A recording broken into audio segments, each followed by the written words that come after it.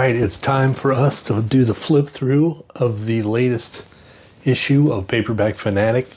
This came out in November of 2024.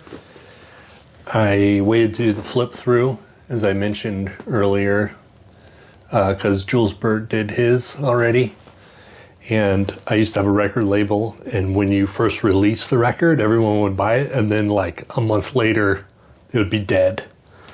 So I thought if I spaced it out, might help it get some more sales, reach some different people. So here we have this beautiful cover. This is issue number 49. It's a tribute to Robert Lorie here. The Paperback Fanatic is put out by Justin Marriott in the UK. He also puts out other fanzines, genre-specific fanzines, men's adventure, horror.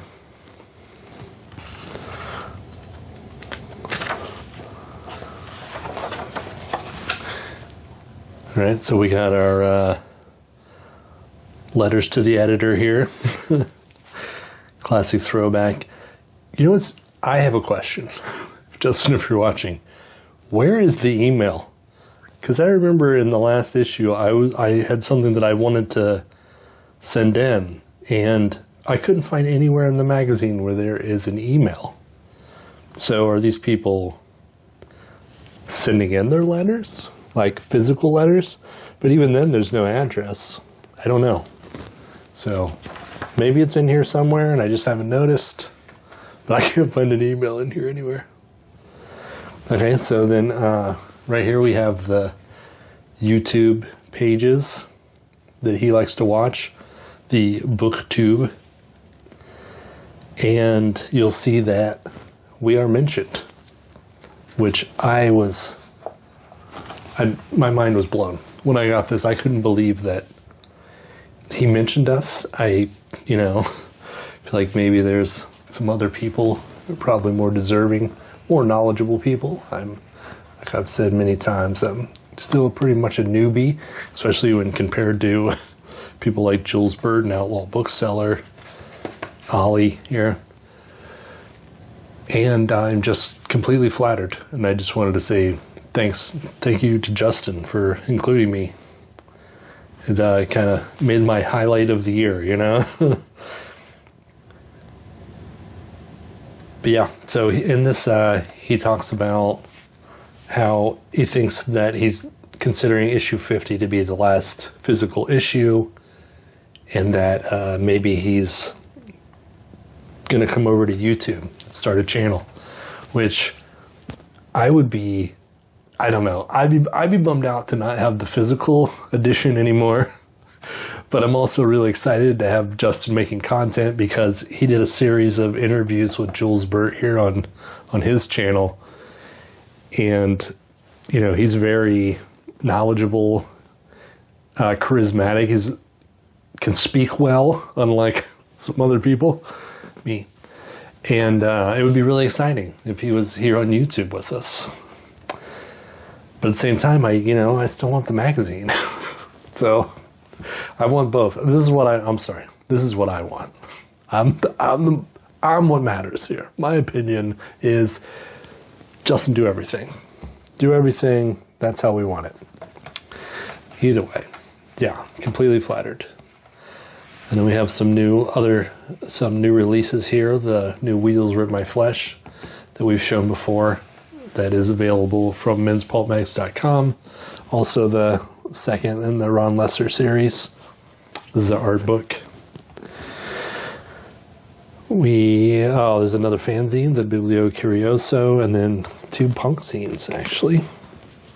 I believe in one of the videos with Jules Burt, Justin mentions he was a young punk rocker in the 80s UK. And I thought that was pretty cool, because I'm also punk. Here we have the first article, Tom Tezerick, on artists who worked in comics and paperbacks. So this is about a look at Steve Fassner and Rich Larson.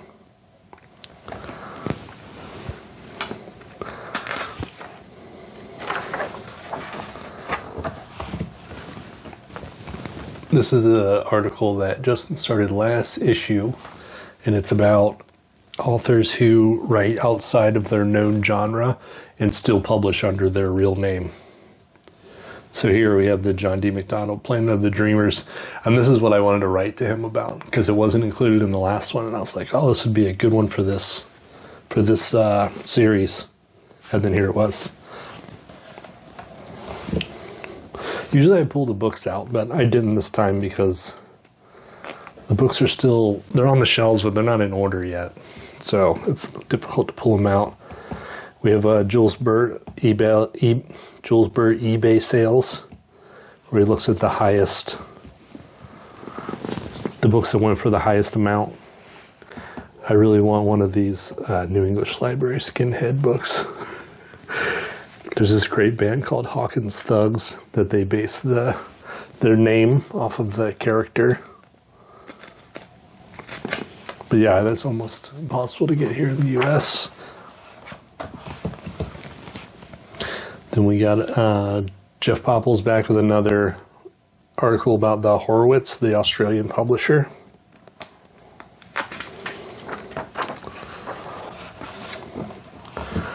Got the Haunted Love, Gothic Romances. This is by Justin. I've been really enjoying the Gothic lately. I'm going to read some more here in 2025. Justin Marriott is the sleazy reader. This is an article about sleeves. Not sleeves, sleeves. It's dirty. Nasal gazing.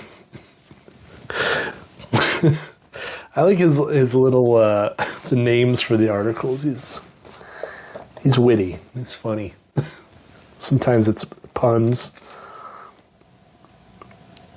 Historical naval fiction. This is one thing that I never would have checked out myself, but when they write about it, it seems so interesting. Like they make it exciting. They make it sound exciting. Here is Roy Nugent's article about booksellers in books. Like the hero of the book is a bookseller. This guy works for Avon here, and he's like a spy. That's funny. I love Roy Nugent's stuff. His articles are usually my favorite. And he does the reviews on Fathom Press. I forgot to mention in the unboxing. So he does horror reviews on Fathom Press. And then his Instagram is really funny too. He always just has like the craziest, most like rare books, but not like ancient. Not like 40s and 50s, but like the 60s to 80s rare books. Yeah, he's funny.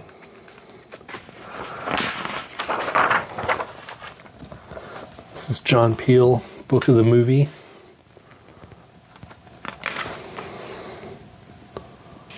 I don't know any of these TV shows.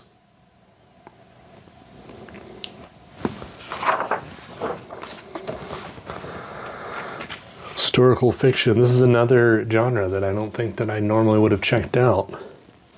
But these Blackstones look very enticing. I think if I found one of those in the store, I would definitely pick it up. But like I said, they make everything so exciting. They make it sound like you've unearthed some treasure, some secret thing. And you're in on the secret. This is Tom Tesrick doing a review. He picks a pulp and goes through each story and reviews it every issue of Paperback Fanatic. I think this is a Weird Menace kind of pulp. Yes, right there. It says it right there. It's cool they have the scans from the pulp.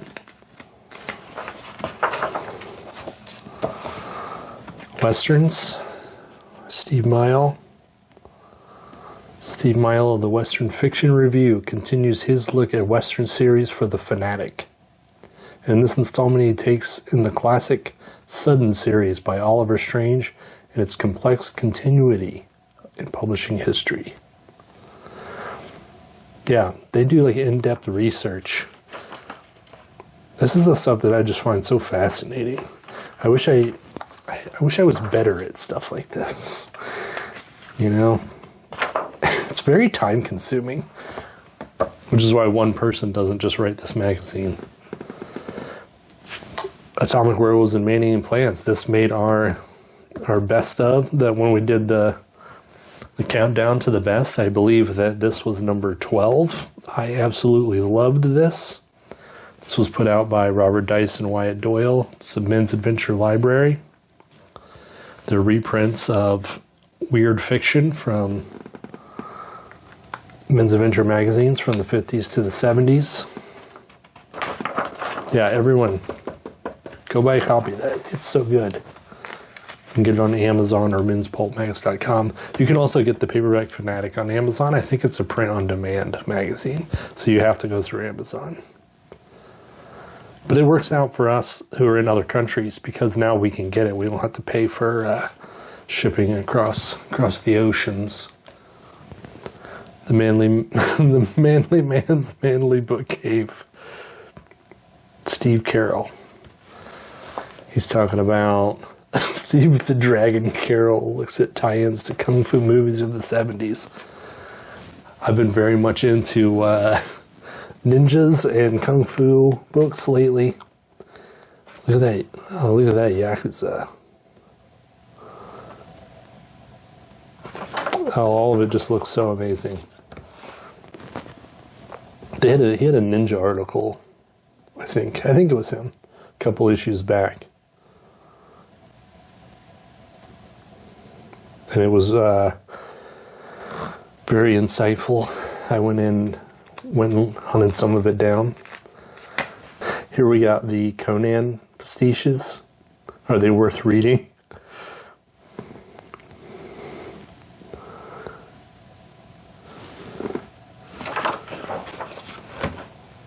They go through all. I forget who does this article. Oh, Nigel Bate. He goes through and he reads all these Conan pastiches and gives reviews of them. Most of them are not very positive. This is a guide to J.G. Ballard and Vintage Penguin and Panther paperback by Jules Burt. Some beautiful covers here, man. I love these English covers, and I think that it's because I'm in the United States, so it's like rare to me. And sometimes when you watch Jules Burt videos, he talks about finding U.S. editions like it's super special because it's different to them over in the UK. Panther editions of The Haunter of the Dark, H.P. Lovecraft. We have that one.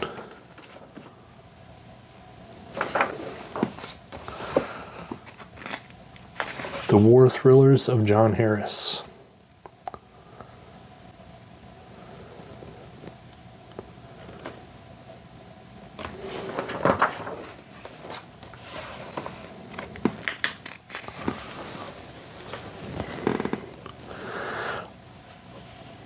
There's always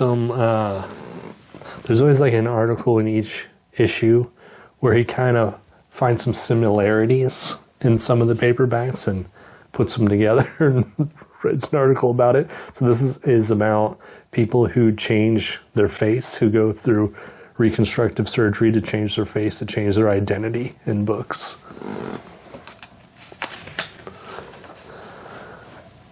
I always wonder if he has read all of these and he just knows it because he had read all of them. And if you think back to your books, you're like, oh, what is all the similarities that between all these books that I've read? And then he puts it together. Or if he researches it. I just don't know. But it's a lot of fun. And it makes me think what books I could put together and why. And how they would fit together. This is a visual guide to the pyramid science fiction books.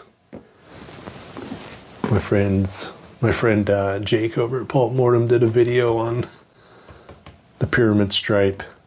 He's not a fan. I think his biggest complaint is that you shrink the art down so tiny, but this giant stripe is at the forefront. Like, we would much rather have the artwork blown up and be on the full cover, and he's totally right. But I do get why they did it. It's a marketing thing. Like, they tried to probably match the doll yellow spines, or maybe it was before doll prototype. I don't know the time frames. I'm not very knowledgeable about science fiction. It's not my favorite genre. I enjoy some of it though.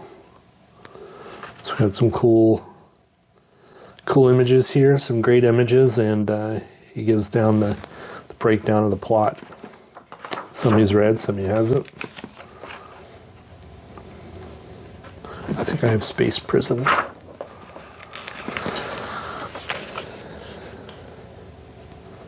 This is Jeff Popple's article about the popularity in the 1970s of the World War II assassination thriller.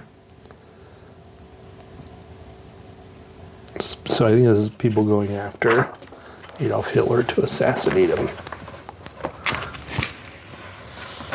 It's nice. It's a good idea. Would have solved a lot of problems. The Science Fiction Fanatic. Oh, this is, yeah, so just read this article about, because he states here that he's also not a huge science fiction fan. So this is him just kind of writing about the books that he enjoyed in the science fiction genre. And as you can see, the Death World's in there. He liked it. I don't know. It was on our list. The first Death World it's pretty fun. It was the other two that we had the problem with. Falklands War, fiction of the 1980s and 1990s. Jim O'Brien on the paperbacks that appeared in the wake of the controversial battle between Britain and Argentina for the Malvinas. Yeah, this is some very UK stuff right here. I don't even know what they're talking about. I've never heard it mentioned before. You know, I'm not into history, really. So, could just be me being stupid, ignorant. Wouldn't be the first time. And then here's the visual tribute to Robert Lorie, who passed away in 2020. And there's snippets of an interview from issue, it says he was in an issue in 2007 of Paperback Fanatic. Didn't say what number it is. So it has this little snippets of his interview, and then it talks about his books. And then we have the Witching of Dracula here. That's the cover of this Paperback Fanatic issue. And we do have this, and I cannot find it. It's somewhere around here. My wife was reading it, and then I grabbed it and I put it somewhere to do this video, and now I can't find it. Anyway, we also have this one. I haven't read it yet, though. Great covers, beautiful artwork. And then we have the Barry Hammond interview about Cold-Front and how it's being reissued. How we just did that review video, the last video we did about the book Cold-Front, because we got sent a review copy, and I highly recommend it. It was insanely good. It was I was floored by it. Floored.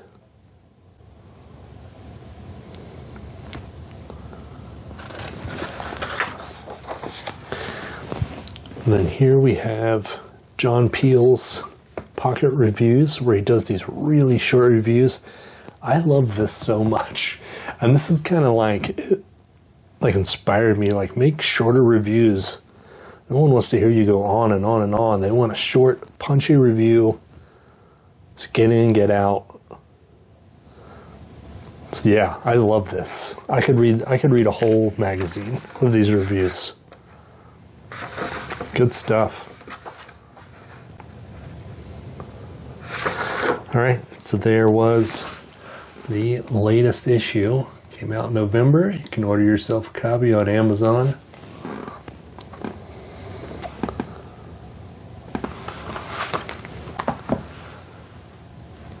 Justin does a wonderful job, and hopefully he keeps doing them, and if not, we'll hopefully see him here on YouTube.